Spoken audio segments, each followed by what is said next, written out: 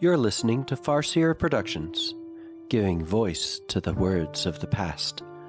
Today's reading is a classic work of literature, narrated and produced with care to preserve its timeless power.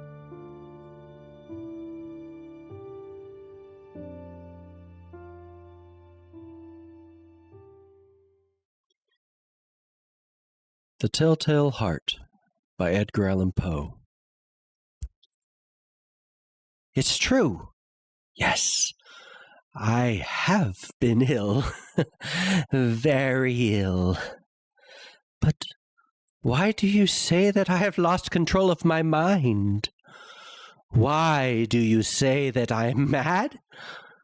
Can you not see that I have full control of my mind? Is it not clear that I am not mad?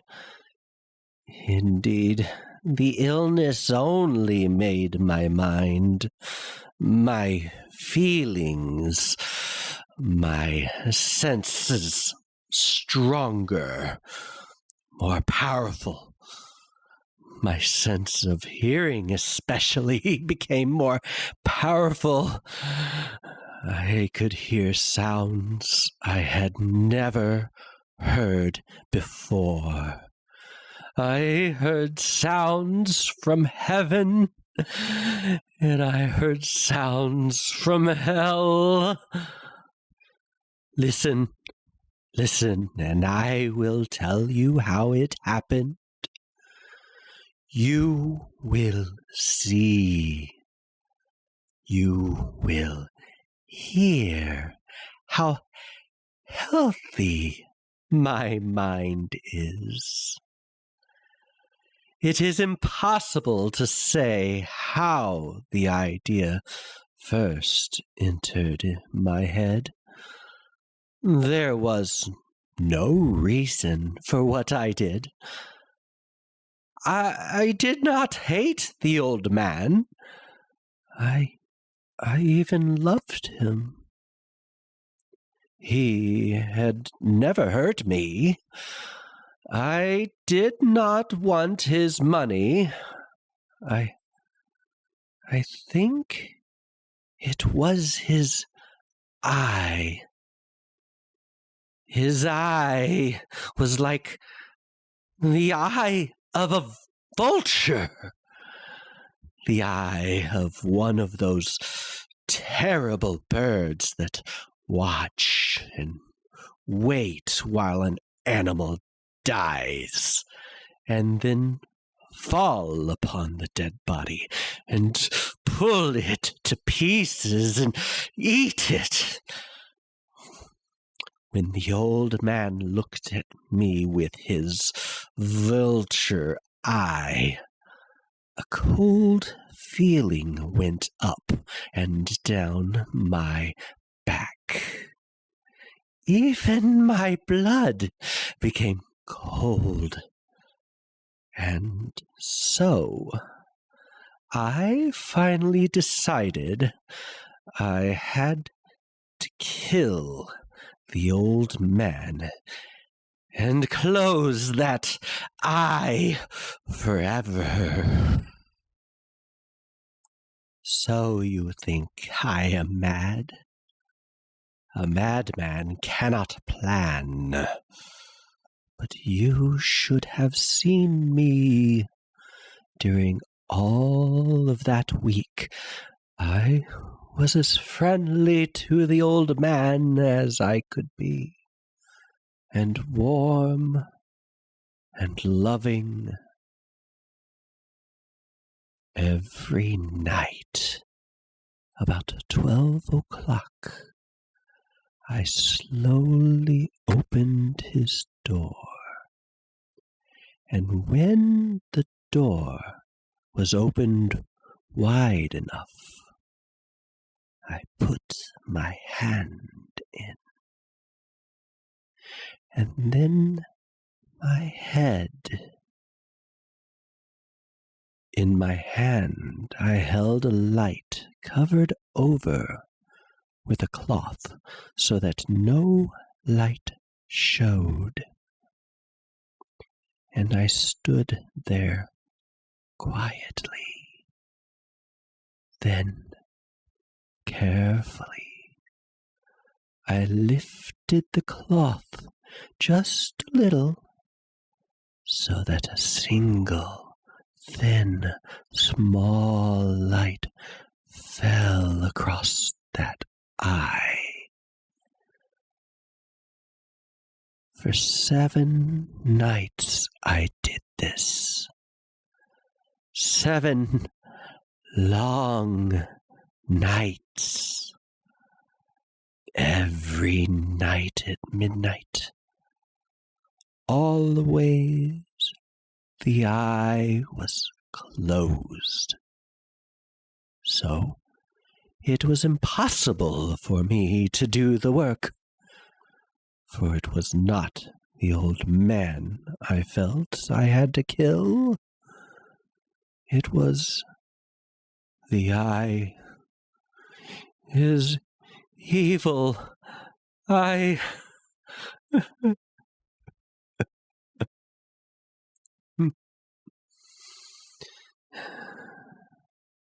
And every morning I went to his room, and with a warm, friendly voice, I asked him, how had he slept?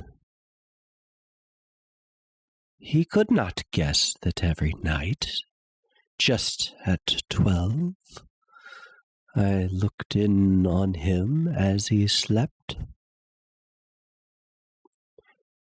The 8th night, I was more than usually careful as I opened the door.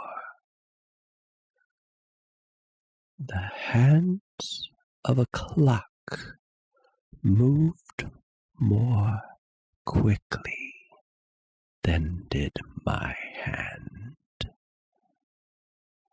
Never before had I felt so strongly my own power.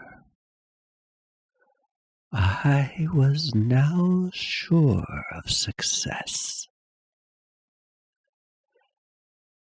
The old man was lying there, not dreaming that I was at his door. Suddenly, he moved in his bed. You may think I became afraid, but no. The darkness in his room was thick and black. I knew he could not see the opening of the door. I continued to push the door slowly, softly. I put in my head. I put in my hand with the covered light. Suddenly, the old man sat straight up in bed and cried, "Who's there?"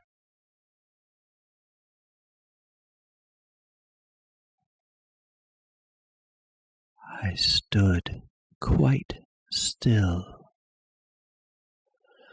For a whole hour, I did not move, nor did I hear him again lie down in his bed.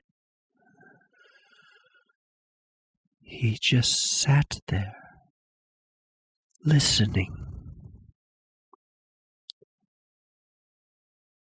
Then I heard a sound, a low cry of fear which escaped from the old man.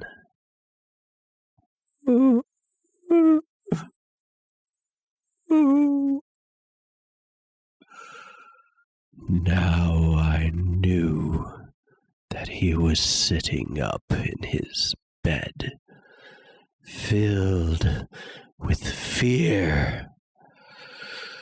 I knew that he knew that I was there. He did not see me there. He could not hear me there.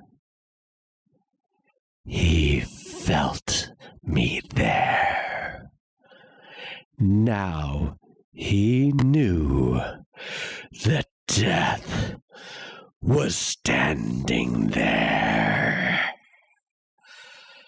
Slowly, little by little, I lifted the cloth until a small light escaped from underneath it to fall upon that vulture eye. It was open, wide open, and my anger increased as it looked straight at me. I could not see the old man's face, only that eye, that hard blue eye, and the blood in my body became like ice.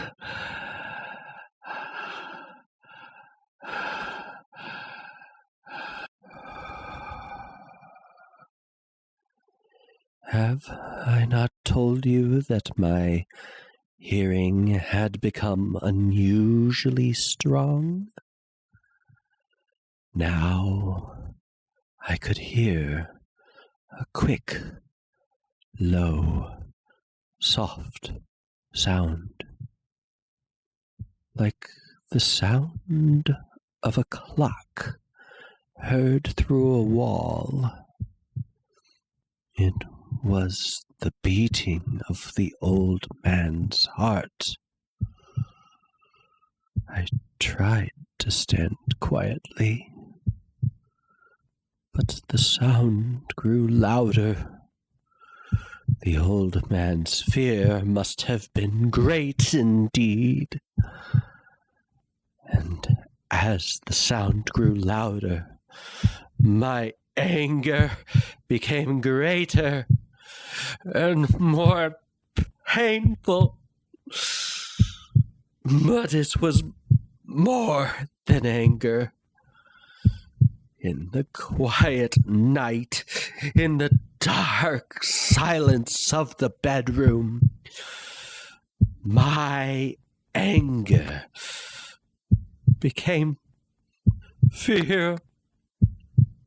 For the heart was beating so loudly that I was sure someone must hear. The time had come. I rushed into the room crying, "Die! Die!" And the old man gave a loud cry of fear as I fell upon him and held the bed covers tightly over his head. Still, his heart was beating.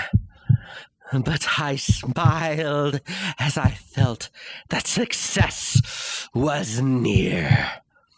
For many minutes, that heart continued to beat. But at last, the beating stopped. The old man was dead. I took away the bed covers and held my ear over his heart. There was no sound. Yes, he was dead. dead as a stone. His eye would trouble me no more.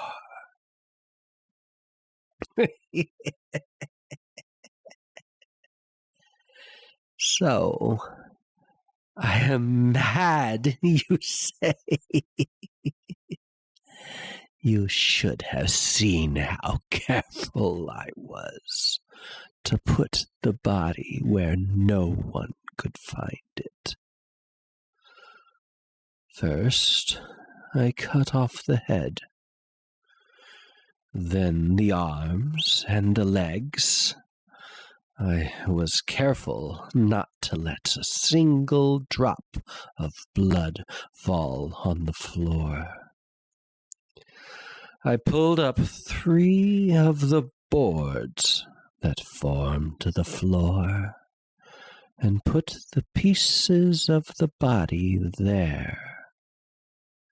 Then I put the boards down again, carefully, so carefully that no human eye could see that they had been moved. As I finished this work, I heard that someone was at the door. It was now 4 o'clock in the morning, but still dark. I had no fear, however, as I went down to open the door. 3 men were at the door, 3 officers of the police. One of the neighbors had heard the old man's cry and had called the police. These 3 had come to ask questions and to search the house. I asked the policeman to come in. The cry, I said, was my own. In a dream. The old man, I said, was away. He had gone to visit a friend in the country. I took them through the whole house, telling them to search it all, search it well. I led them finally into the old man's bedroom. As if playing a game with them, I asked them to sit down and talk for a while. My easy, quiet manner made the policemen believe my story, so they sat, talking with me in a friendly way. But although I answered them in the same way, I soon wished that they would go. My head hurt, and there was a strange sound in my ears. I talked more and faster. The sound became clearer, and still they sat and talked. Suddenly, I knew that the sound was not in my ears. It was not just inside my head. At that moment, I must have become quite white. I talked still, faster and louder, and the sound, too, became louder. It was a quick, low, soft sound, like the sound of a clock heard through a wall. A sound I knew well. Louder it became, and louder. Why did the men not go? Louder, louder! I stood up and walked quickly around the room. I pushed my chair across the floor to make more noise, to cover that terrible sound. I talked even louder, and still the man sat and talked and smiled. Was it possible that they could not hear? No, they heard. I was certain of it. They knew. Now it was they who were playing a game with me. I was suffering more than I could bear from their smiles, from that sound. Louder, louder, louder. Suddenly, I could bear it no longer. I pointed at the boards and I cried, "Yes! Yes! I killed him! Pull up the boards and you shall see. I killed him. But why does his heart not stop beating? Why does it not stop?"